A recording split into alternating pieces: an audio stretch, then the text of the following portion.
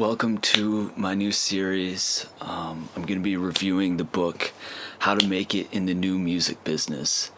And I've been reading this book for the past month or so, breaking it down into chapters, taking notes, and it's been really incredible. There's a lot of information in it, and I would really encourage people to get this book if you consider yourself someone who wants to be a professional musician.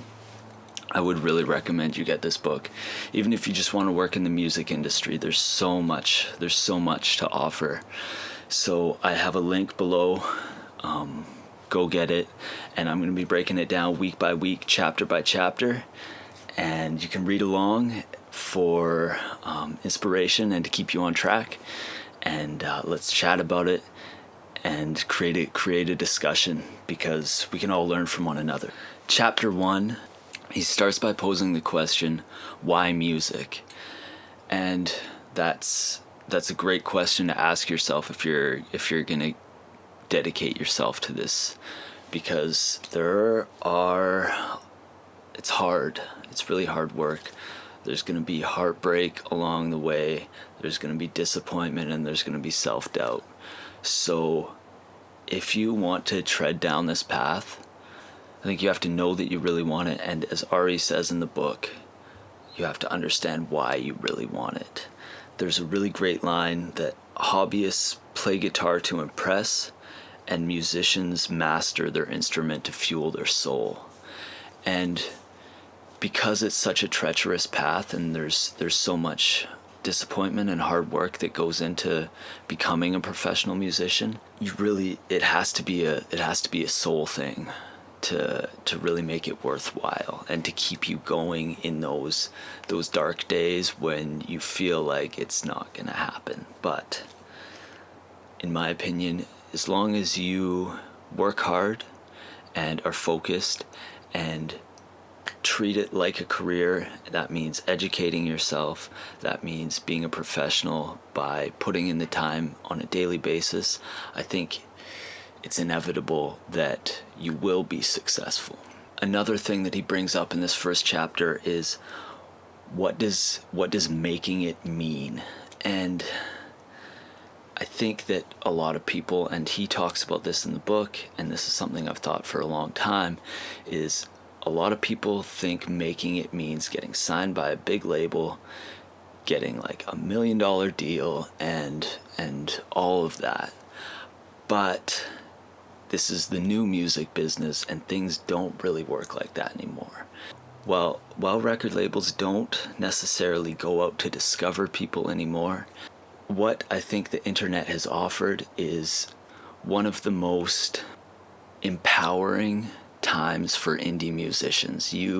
If you can hustle and put a little bit of money towards your art and your career, you can reach millions of people and develop a fan base. So bringing it back, what does making it mean? Making it doesn't mean getting signed to a big label. What it should mean is sustaining yourself as a full-time musician with a healthy and reasonable income, not scraping by every month, wondering where rent's going to come from, but also not necessarily meaning that you're making like $500,000 in a year or something like that. Although, I mean, obviously there's so many artists who do that. So if you want to shoot for that, shoot for that. One thing this book is for indie artists, people who want to be indie. There's a really startling fact that he drops in this section. 98% of all major label acts will fail, which means they will not recoup their advance, because when labels give you money, you have to pay it back. And 98% of all major label acts won't make the money off of their music to pay that advance back, which is scary. So consider that if you are talking to a major record label. Now, he goes on to talk about the purpose of a day job, and every artist has had a shitty day job. am not really an active artist right now, more audio engineer.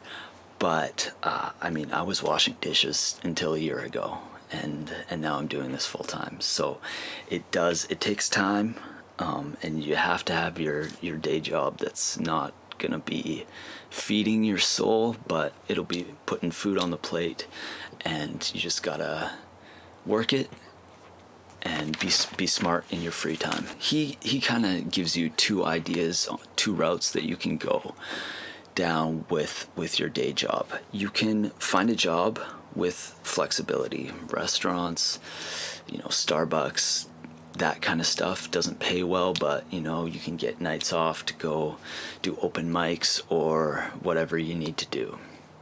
And you also don't have to necessarily stress when you're not at work. The other one he mentioned, which is kind of what I did: go in with a 1-year plan to a high-paying job and live frugally, practice as much as you can during that year, and exit the job with 6 months worth of savings.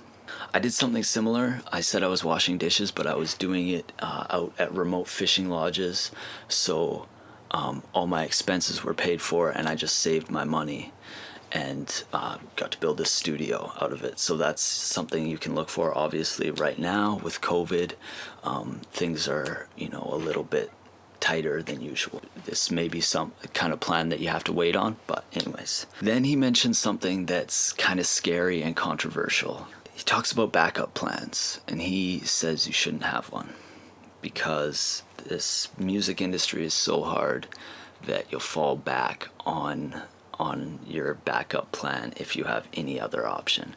And I don't have any other option, really, not a realistic one.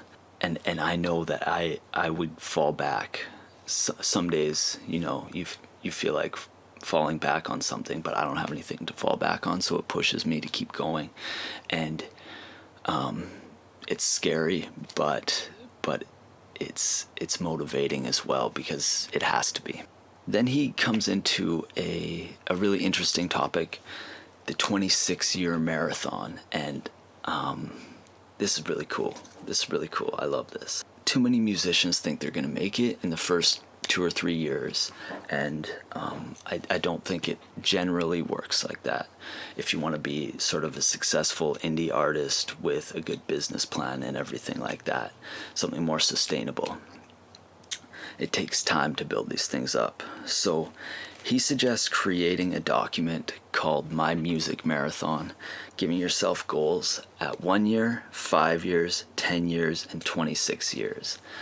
Now, I'm going to run through mine, and the 26-year goal can be huge, because if you keep working at it, things will build and grow. My 1-year goal, 1 year from now, I want to mix 5 full-length albums. And 5 years from now, I want to be doing full-time studio work and really just digging into my craft, and also doing my own solo music as well, and touring. In 10 years, this is where it gets crazy. I wanna run an indie record label that's like really nurtures artists and sort of protects them in this crazy toxic music industry. That's my goal. That's my 10-year goal. And 26 years, like, just build on that and have like a really renowned indie record label, really renowned Canadian indie record label. That's my 26-year goal. He gets you to break it down, so then I broke it down into like how much I want to be charging for mixing work and stuff like that, and also sort of writing a mission statement of what my indie record label is gonna be like.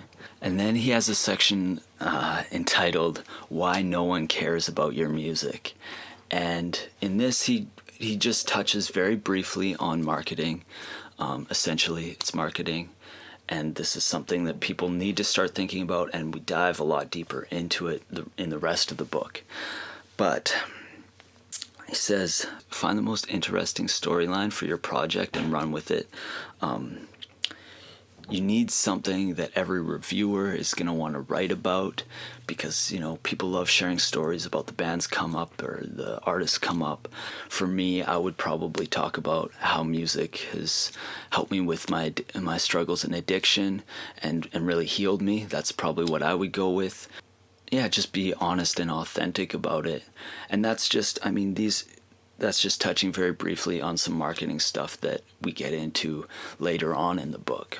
And then he goes on in the next session talking about whether or not age matters. Myself, I'm 29, so I'm getting to like the older, if you think about artists, artists blowing up in their early 20s probably. But he lists a huge number of examples of people who broke quite a bit later. I think that's important to understand. And you also don't need to make it. You don't need to make it big. Like we said, this is a sustainable career that you're trying to build, not necessarily signed to a major record label, etc., etc., etc. And he talks as well about setting up your life and taking all things into consideration when you want to chase a music career, which is really, really important, I think. He's talking about, if you want to be a touring artist, you really have to consider what effect that's going to have on your family and your home life, which, I think a lot of artists, we just are like, no, I want to be an artist. This is my passion, and don't necessarily think about the downsides. So, we all want to tour, we all want to play sold out shows, but being on the road all the time, if you have kids, can be really hard. So just know what you're getting yourself into, and there's other ways to be professional in the music industry without being a touring artist. You can be a session musician, you can be an audio engineer, you can be a bedroom producer. There's lots of options if music is your passion, and being on the road 200 days a year is not. And that's it for the first chapter of this book. I hope you get a copy and read along with me, because there's so much good stuff in here, and you can kind of develop a bit of a blueprint for your projected music career. So dig in and get in the comments and let me know how you feel about it. All right. Take care.